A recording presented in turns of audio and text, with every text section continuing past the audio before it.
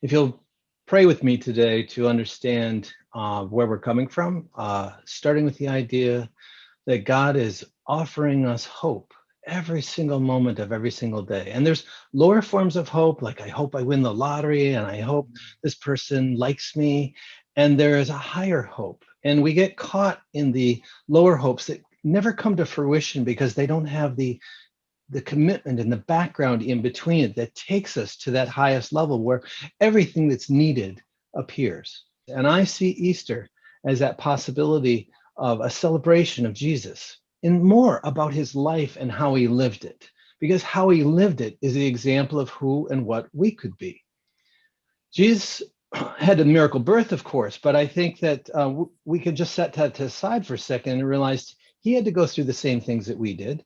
And unlike me, he didn't shut down his innocence. He stayed true to his heart. That's very hard to do. Every little child is willing to point out the truth to the parents, and the parents are saying, hey, you can't really do it. But he did that, such that he went to the temple and understood the scriptures more than the teachers that were teaching him, because he could see through the illusions that we keep putting on that dampen hope more and more.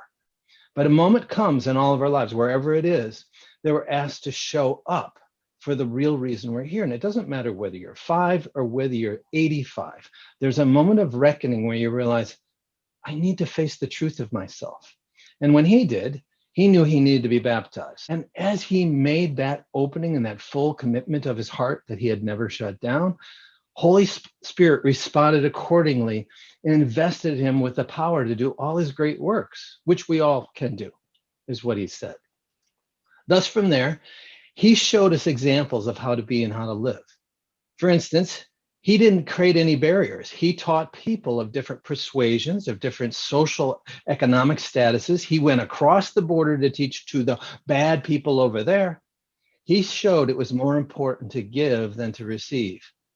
And when he taught us ways to actually pay attention to life. And as he did that, he gave us the Beatitudes.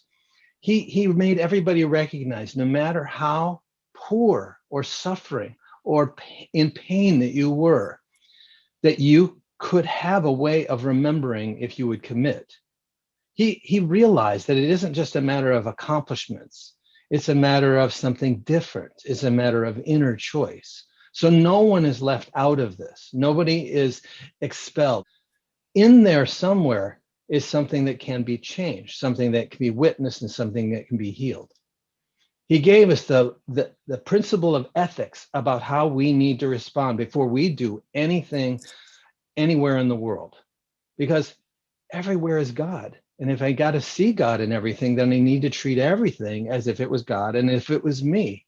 And this is something we forget just in the daily hello when we give a false hello. Hi, how you doing? Instead of a real, hi, how are you doing? The golden rule is so precious as a way to go, but he went so much further. He wanted to show that service work is really important. It doesn't matter what the service work is, but he was an essential worker. He cut through any politics or anything, and he said, here's what's needed. So he went and treated lepers. Nobody would touch them. He went and dealt with the crippled and the blind. People just threw them to the side. He even went so far as to show us there's no limit where he could raise multiple people from the dead. Not everyone. It wasn't like this is a thing to do all the time, nor did he heal every single person that went by him. But he did show this is your number one job on the planet, is to show up and help another. And he showed us something that we overlook so often. What he showed us that everybody was endowed in at the time, and we are too. Consider your own death. Do you know where you're really going? Or do you have this background thing like, I don't know if we just wink out and it's a black screen. He proved there is no death to the spirit. There is no death to the spirit. We may lose the car, but the driver is never gone.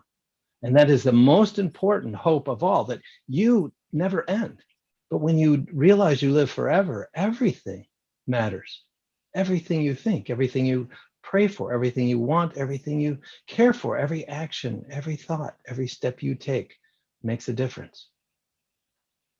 With that, he has shown us something incredible. He showed us a way of moving forward. And he showed us that it isn't special to him.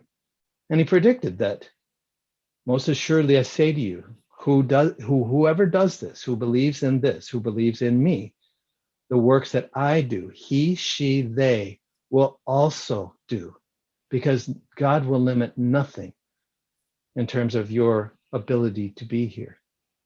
But it means that we have to decide to be in that level of hope instead of choosing something else, hoping that it will come and rescue us and save us.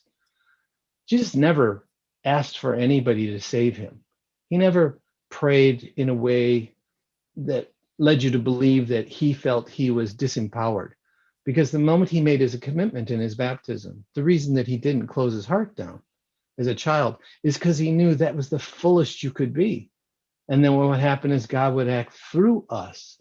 We have our desires, we have our preferences. But what happens is this overall drive comes through that says that would only harm another if you did that, or that would harm yourself if you did that. And then what comes is a natural compass that just takes you to the end point you always wanted to be in: love. Love and growth in that love, just finding no limit to what it can be. So that's the word of the day: hope.